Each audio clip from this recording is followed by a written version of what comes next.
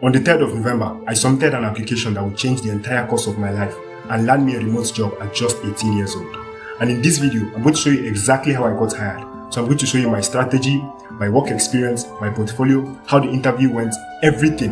Now, if you want to learn about my story before this point of getting the job, I have made about 28 videos where I documented my entire journey from since I started business. So if you want to learn about that, you can check them out on YouTube. But now, let's get into the video.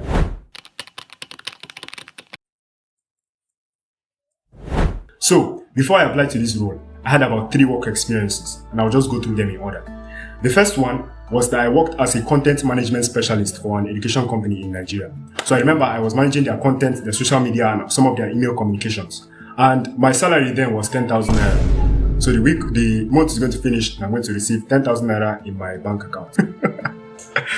Oh God. But the reason that the salary was that low was because this was an early stage startup, so they hadn't raised any funding, and although the people were very competent, very nice people, the boss was nice, everybody was nice, they just didn't have that funding at that time. But I worked with them. But here's what made this role very important. So the academy that I worked with was not just any other academy. It was the most prestigious mathematics training academy for secondary school students in the entire country. And you may ask, Izuchukwu, if this company is so big, how did you get the chance to work with them? Well, let me tell you the story. When I was in secondary school, I used to do these things called math Olympiads. And math Olympiads are like math competitions but on steroids. So let me give you some context. How the questions work is that you get into the exam hall, there will be 6 questions. And you have 4 hours and 30 minutes to answer these 6 questions. So you enter inside there and there are just 6 questions, 4 hours and 30 minutes. And in that exam, the questions are so difficult that they can bring in the textbook for you, the textbook that you used to study. They can bring it for you into the exam hall. And you still can't do nothing. Because if you don't know it, you don't know it. Because the entire exam tests your creative problem solving, not your memorization skills. Anyway, so I did Math Olympiads and I did very well at it. I reached the national team for Nigeria. And so it's from there that I was able to get in touch with some of these high-profile mathematicians in Nigeria. So they noticed me. But of course, this was not enough. Even though I had done all these things and they knew me, when I finished secondary school and when I started learning the first few skills that I was learning, so the first skill I learned was copywriting. When I learned it, I wanted to work with these people. So what I did is I found one of their emails that they sent to me because I was in their newsletter. And I made a short film video and I sent it to the founder and I said, okay, sir, this is what I saw in your email. You can improve this, you can improve this. I can do this for you, I can do this for you. I just made a very short 2-minute video and I sent it to the man. And he was very impressed, he was very happy with what I was doing. He now said, come, you can work for us for some time. Now here's the part that made this role shine on my resume. This academy that I'm speaking about, for the past 2 consecutive years, they have produced 2 students who attended the academy, who went on to be admitted to Harvard and MIT. So when I wrote this role in my resume, I didn't just write, I managed content for an academy. I said I managed content for an academy that had consistently sent its alumni to prestigious schools like Harvard and MIT. I say you can see just by doing that, I immediately stand out from the thousands of applicants who are going to write the same generic descriptions, even though I was just earning 10,000 naira a month. So that was the first work experience. The second work experience was my agency, my business, the one that I founded. So what I did was that I learned AI automation, and then I started looking for businesses who would need it and who would buy my services. So I would generate a list of leads of people and their emails. Then I'm going to send emails to those people pitching them about my services. And inside each email, there'll be a long video where I just say, this is who I am, this is what I do, will you want these services and everything. So I did that one for about 4 months. But I want you to take note of the fact that when I was writing this in my resume, I didn't write founder up front. So I didn't write that I was the founder of something, because when you're applying to a job, I don't think they really like to see founder on your resume, because you're an employee, you're not trying to be the founder of their own company. So what I did is I wrote lead generation specialist. And eventually in the interviews, when they asked me about that experience, I eventually told them, yes, I'm the founder, yes, I'm the founder. So I admitted. But initially, when I first submitted the resume, I just put lead generation specialist so I can get in the door. So the main thing that I was doing for my business was sending emails and making long videos. And I want you to remember these 2 things to be very important later. Emails and long videos. Let's go. So the third thing I did, the third work experience I had was that I assisted with the operations of a coaching business. And here's the important thing about this one too. The coaching business had 177,000 followers. And now you ask me again, Izuchukwu, if a creator is that big, how did you get in the room with them? Well, number one, the man had known me for my competition days. I knew that I had a lot of medals and I was competent and everything. And the second thing is that I worked for free. Yes, I worked for free. So I would manage his operations. I built an AI automation for him. I managed some of the communication channels that he's using. And I did it all for 0 naira. And I did this because I knew that having work experience with a company that had 177,000 followers was worth more than any money that he could give me. So can you see a pattern here? I would find a big company that has a lot of credibility. I will work for them for free or for peanuts so that some of their credibility can rub off on me. That's something that you can do if you have no experience.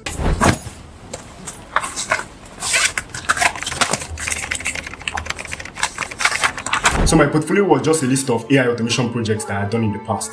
And I'll link about 3 of them in the description so you can check them out for yourself.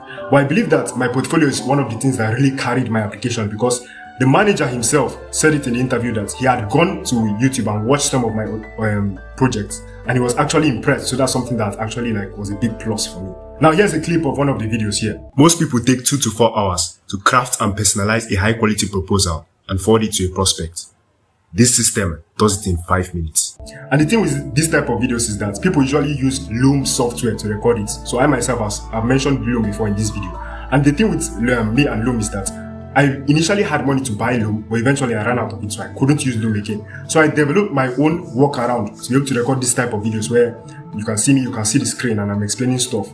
And if you want to see a video about how exactly I did that, just tell me in the comments and I'll make a video about that. So I made the portfolio and I put it in my cover letter, and that's how the manager saw it and was impressed with the videos.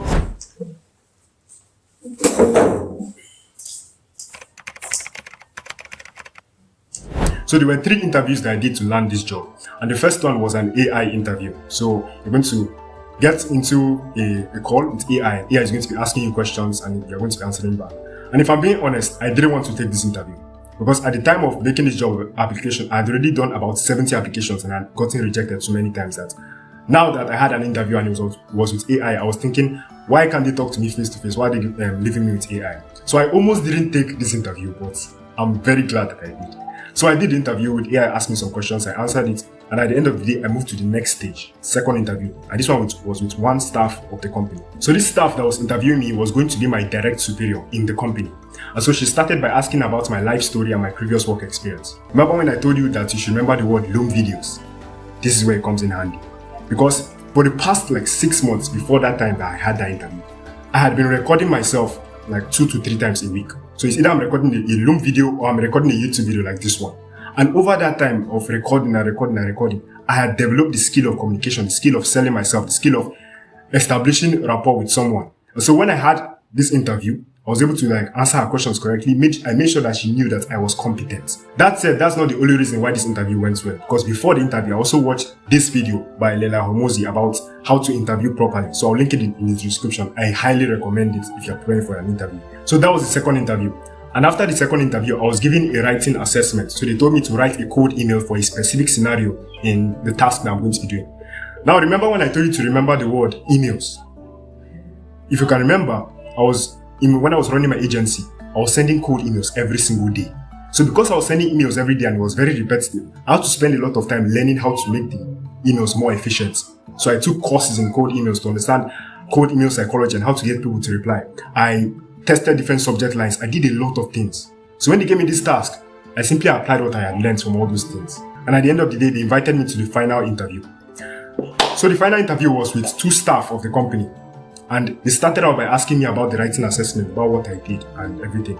So because I had all this experience with writing code emails, immediately they told me that thing, I just started explaining. So I broke down each line of the email that I wrote. I broke it down, spent 4 minutes breaking it down, telling them why I did this like this, why I did this like this, why I did not do this. So at the end of the day, they were very impressed because they saw that I had actually thought through everything and I knew a lot about code emails and everything. So they went on to ask me about my business role models, about how I handle stress, about my working style, a lot of things, and I answered their questions. Now, before the end of the interview, here's one important thing that I did. I asked them questions, and I didn't just ask them generic questions like, what are you looking for in an employee or something.